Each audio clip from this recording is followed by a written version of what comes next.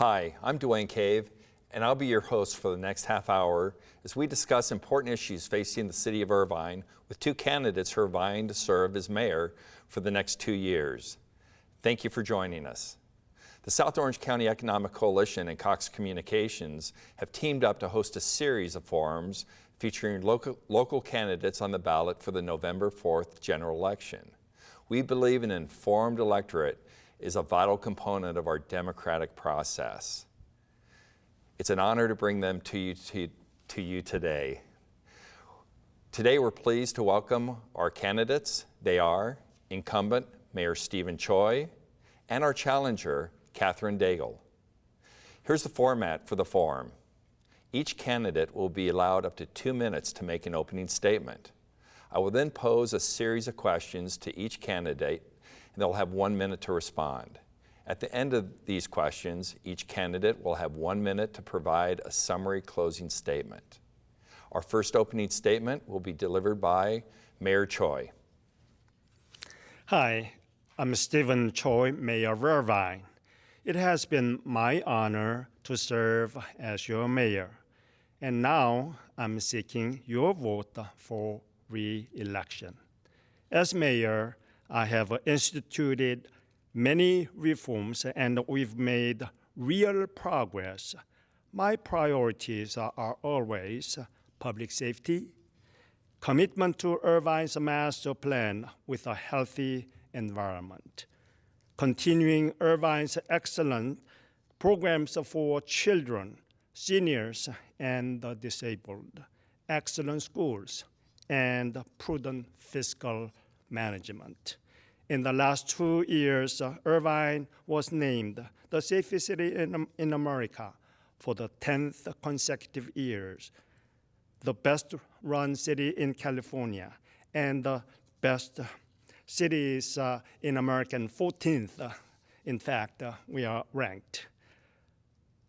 We ended the waste, corruption, and the runaway spending at the Great Park, and the most of the park will be completed within the next 5 years.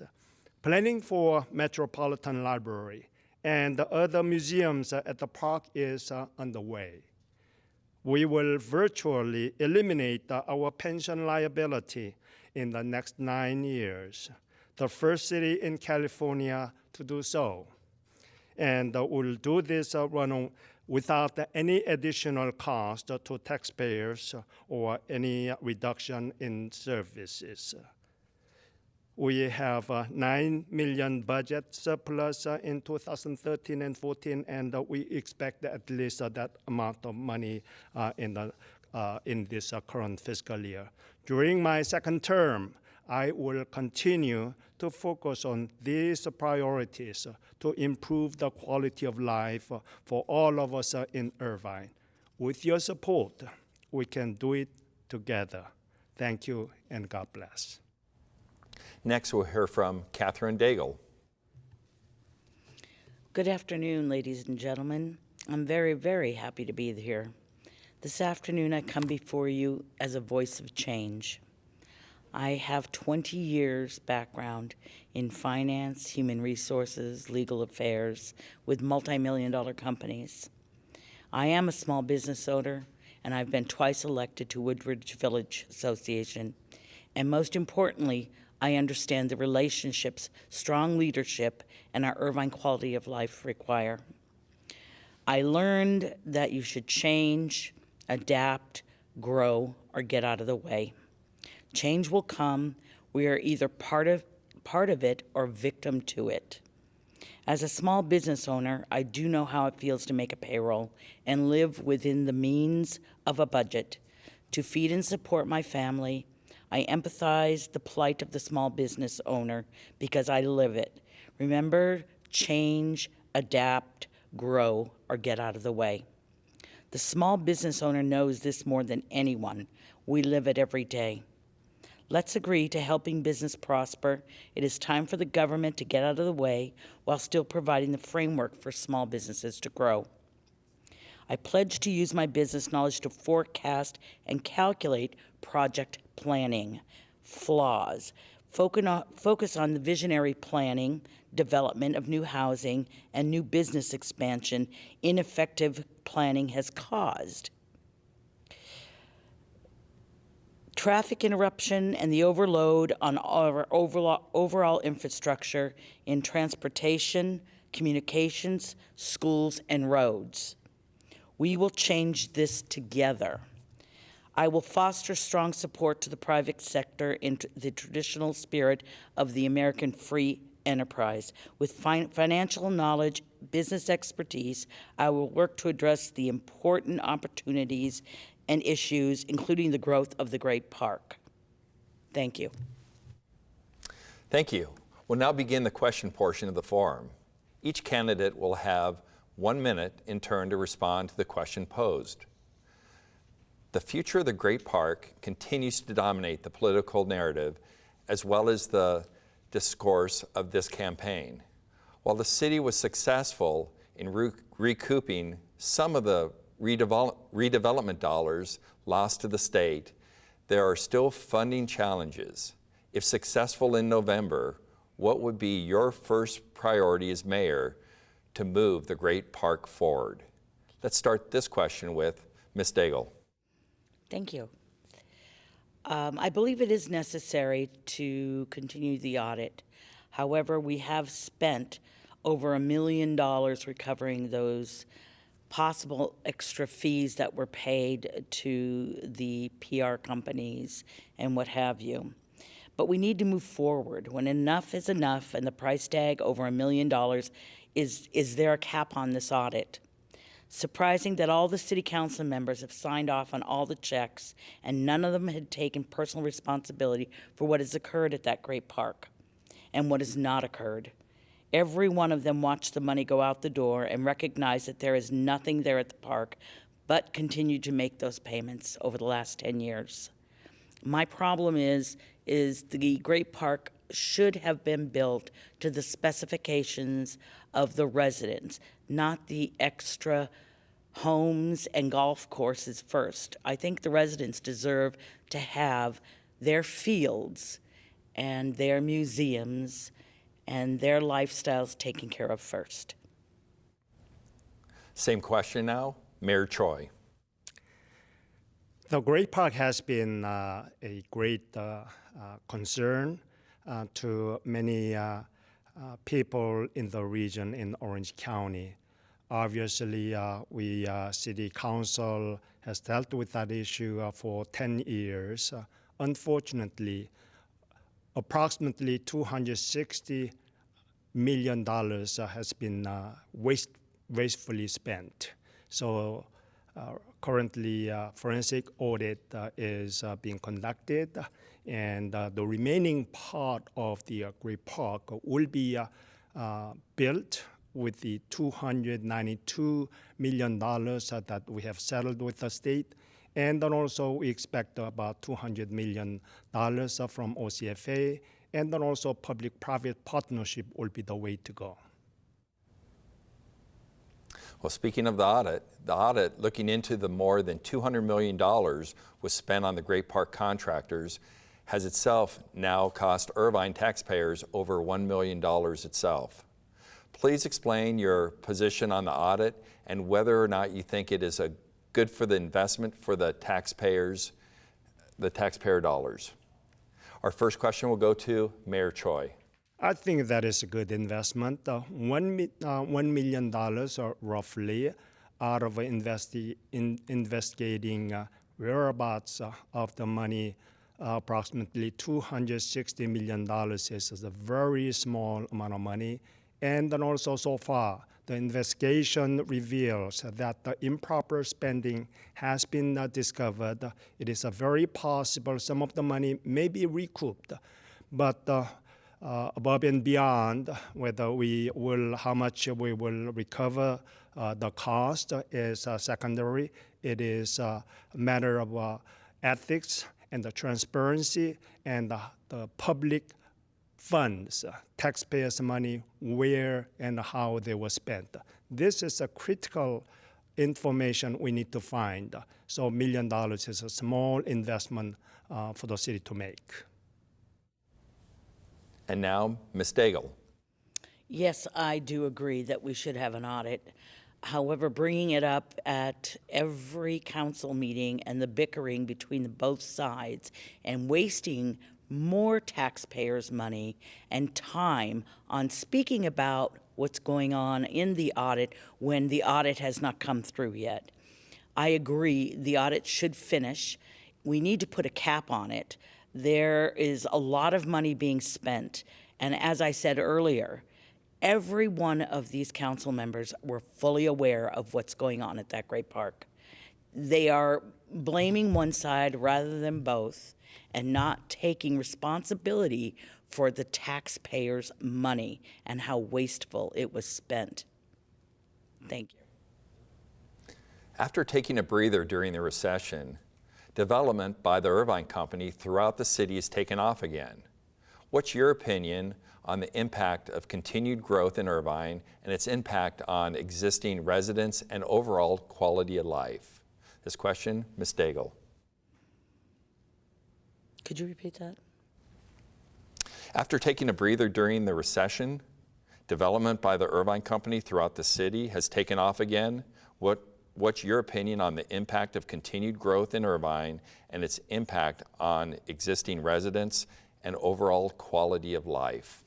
The city of Irvine is turned into a major metropolitan city, and it does require a serious look at the infrastructure to maintain a community for families and businesses to work together cohesively. Jobs are important to a community. It keeps our families together and the city running on revenue of growth instead of taxes. Our infrastructure is completely overwhelmed. As each project is completed, there's further burden on roads, energy consumption, transportation, water, and communications. We must invest in our city's infrastructure, including coming up with a comprehensive solution to our city's transportation challenges and ensuring we have a reliable source of energy and water resources, whether it's solar or another form of energy. Increase awareness in our education in specific areas of science and research. Engineering and math and technology is also something very important that the universities and our high schools would benefit from in helping our infrastructure. And now, Mayor Choi. This overdevelopment or fast development has become my political opponent's issue through a fake newspaper. Yes, Irvine has been growing rapidly after the deep recession, and this is a matter of, according to master plan, whether we are developing the villages and shopping centers according to our master plan.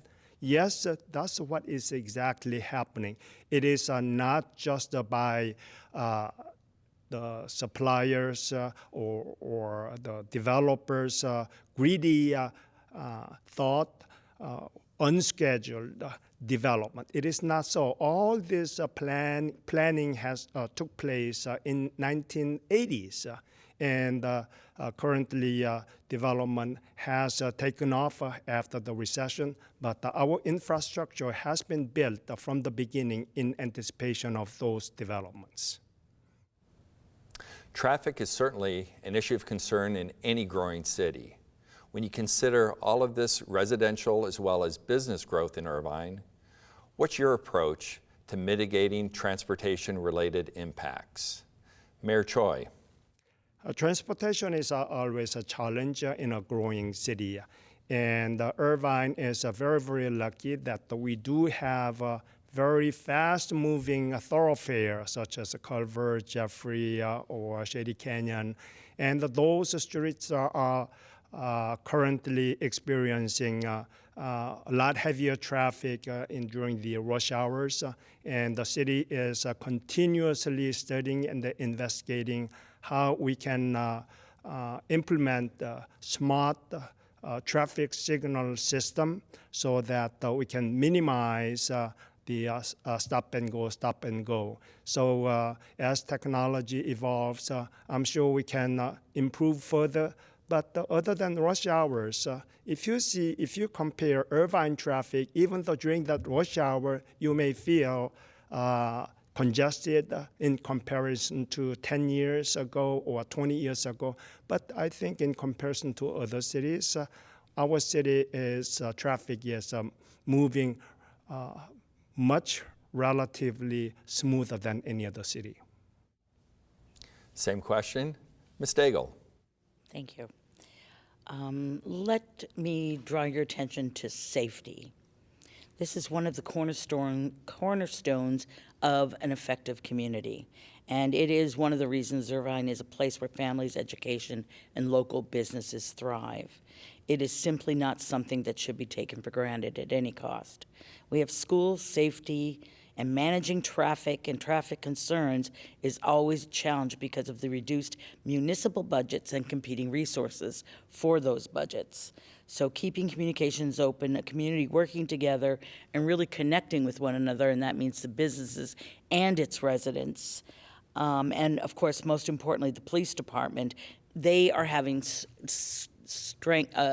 issues with partnering with the council. They are not getting their pay raises. They are not able to maintain as well as they would like the traffic in the area. It is very difficult, and it should be looked into further. Irvine is among many Orange County and California cities that have been forced to address the issue of unfunded pension liabilities.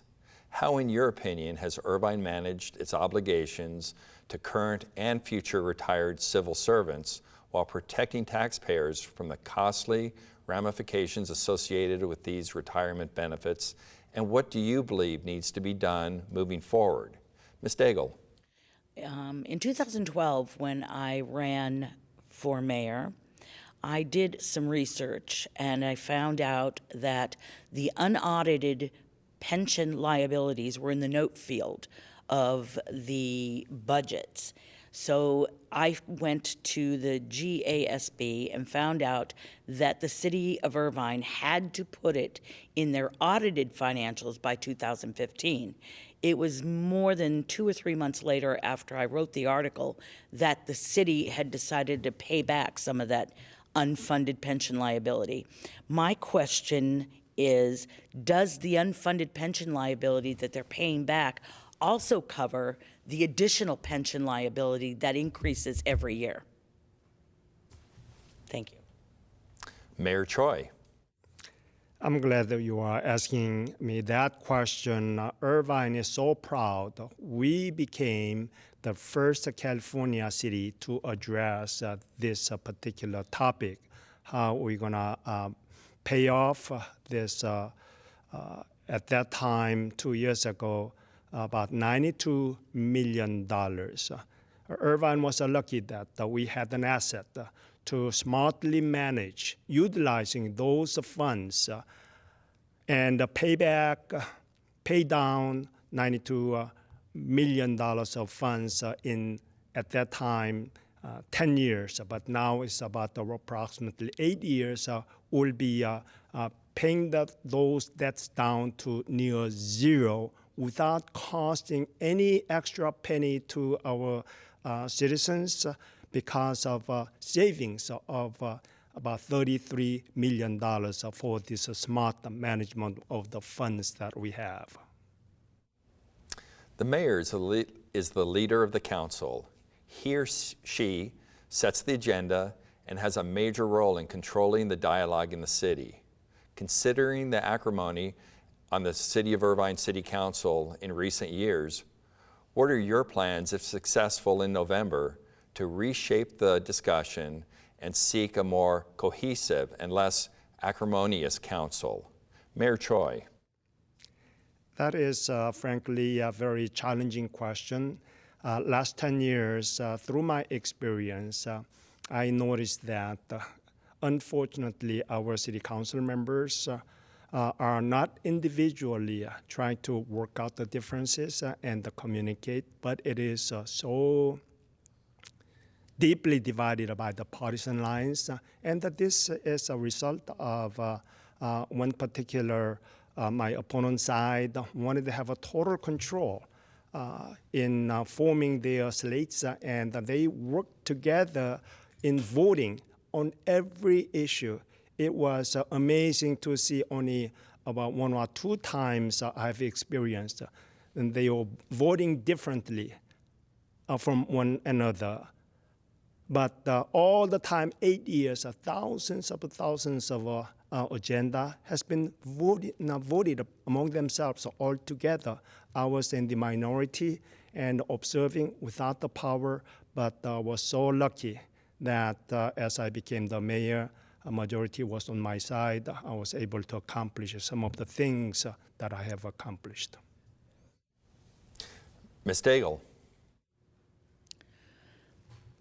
The Irvine City Council is your standard partisan politics. They have jumped from mayor to council and council to mayor for the last 20 years. I had decided to run for city council in 12 and was told to leave, so I jumped in as mayor. This year, I came back with a strong team, and I'm running for mayor. The important thing to realize is when I run for mayor, I belong to neither side. I'm a moderate Republican. I see both sides, and this will split and divide both sides. If it remains Democrat and random Republican, I would be the deciding factor. So no longer could they bicker between both sides and drag out every legal action moving forward. Thank you. Thank you both very much for your responses. We now move to closing statements of 1 minute each. We'll begin with Ms. Daigle. 1 minute, huh? Okay. I am an advocate for change, lower taxes, and adapt more efficient than government. I will grow Irvine to the best Irvine can be, and then I will get out of the way. I will make sure the infrastructure is built first to manage these projects, or at least built into the contract, so at least the developers would have to manage that infrastructure. As mayor, I would continue to support and expand the city's unprecedented financial assistance to the local schools from the shortcomings in the state and federal education dollars. It is my belief that public service is one of the highest callings and requires trust, ethics, and sacrifice. It would be an honor to serve you as your mayor. Irvine is just asking to grow, and I am asking who is ready for change. Thank you. And now Mayor Choi. Thank you. I want to ask the Irvine citizens to vote for me to serve the next 2 years as your mayor once again. We are one of the best cities to live in America, and the safest city in America for 10th straight years, and this is my 10th year serving on the city council. While so much has been accomplished in 2 short years as mayor, I still have a new vision for the city in the next 2 years. All candidates will say good things about themselves and what they will do if they get elected. But the election in Irvine is about the issue of ethics and transparency. My question is, will you let Larry Agron and his followers regain the majority power in Irvine and let them operate the city government the same way, the corrupt way that they did during the last 12 years before my time? Your vote for Stephen Choi, Jeff Lalloway, and Lynn Schott would be greatly appreciated. God bless you. Thank you. Ladies and gentlemen, sorry to say we're out of time. We'd like to thank Stephen Choi and Catherine Daigle for their time away from their campaign to join us today. This and all of the forums are available through the month on Cox Channel 3. You can also view them via Cox On Demand in the Free Zone and on Cox's YouTube channel.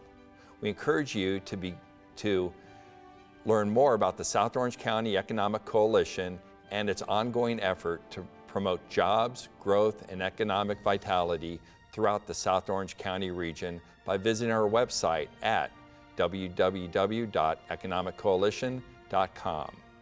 On behalf of the South Orange County Economic Coalition and Cox Communications, I'm Dwayne Cave.